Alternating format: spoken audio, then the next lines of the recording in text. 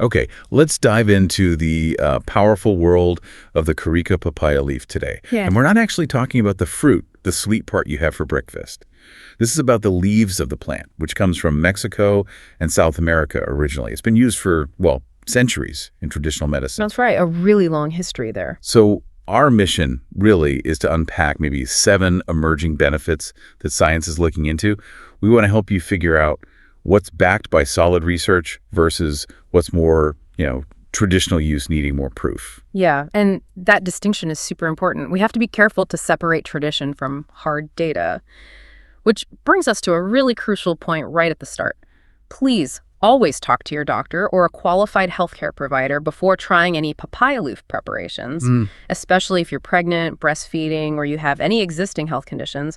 What we're discussing here is just for educational purposes. Absolutely. Critical disclaimer. Yeah. Okay, so where does the science look strongest? I think we have to begin with dengue fever. Definitely. That's where the most compelling evidence is. This virus, it's carried by mosquitoes, and it can cause your blood platelet levels to just plummet, which is really dangerous. Exactly. And what's fascinating is that studies involving hundreds of people who actually had dengue found that giving them papaya leaf extract significantly boosted those platelet counts back up. Wow, okay. Yeah. And the research suggests it's not only effective for stabilizing platelets, but it's also quite cost-effective, especially compared to some conventional options. That's huge. So, real science backing that up. Yep. Was there a specific dose they used? Yes, and this is important. It's carefully measured in those studies. Up to about 30 milliliters of the extract, taken twice a day, and always under medical supervision. You shouldn't just guess at this. Right, okay, so that's dengue. But what about the more maybe everyday uses? People talk about digestion a lot. Ah, yes, digestion.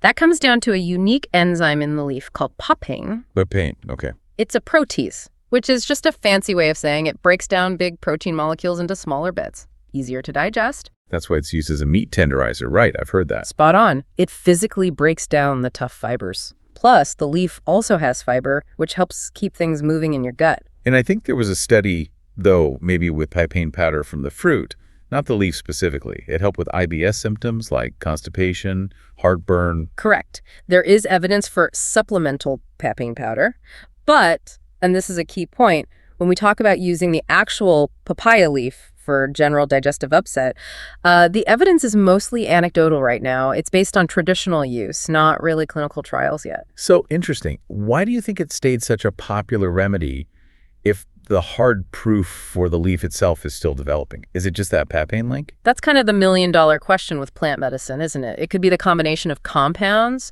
or maybe papain is enough for mild relief, even if we haven't pinned down the exact mechanism in large human studies for the leaf form yet. The biological possibility is there. Okay, let's shift gears a bit. What about other potential benefits? Things still more on the research frontier. I know it's used in Mexican folk medicine for blood sugar control. It is, and again, we see some biological plausibility in animal studies. In diabetic mice, papaya leaf extract showed antioxidant effects, seeming to protect the cells that make insulin. Interesting. We also see potential in lab settings, test tubes, basically for anti-inflammatory properties. Compounds like papain, flavonoids, vitamin E. They reduced swelling in rats with arthritis in one study. And anti-cancer activity, too, in test tubes. Yes, inhibition of certain breast and prostate cancer cells in vitro. So that sounds really promising.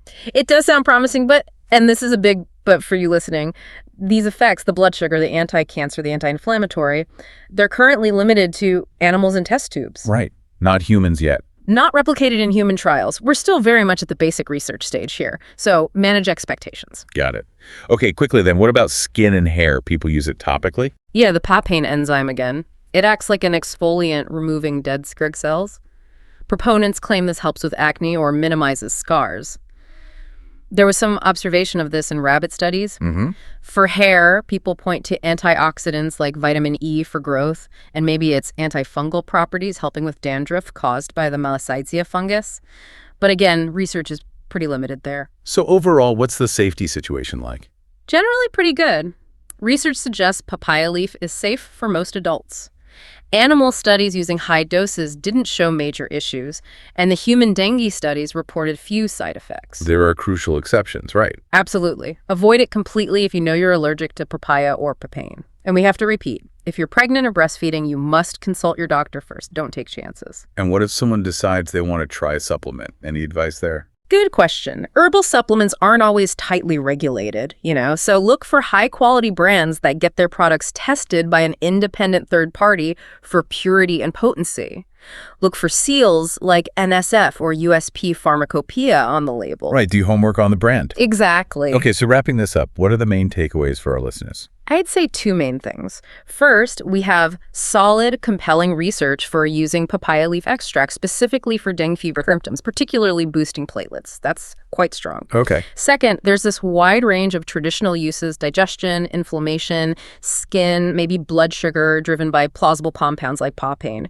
But these really, really need more large-scale human studies to confirm effectiveness. It shows where tradition meets modern science. It really highlights that intersection. Yeah. And maybe the most fascinating thing here is just how one single plant, this papaya leaf, can contain such a diverse toolkit. A powerful enzyme like papain alongside these complex compounds affecting blood platelets. Yep. It definitely makes you wonder what other common plants or foods out there might hold similar untapped potential, just waiting for us to look closer. Something to think about. Stay curious.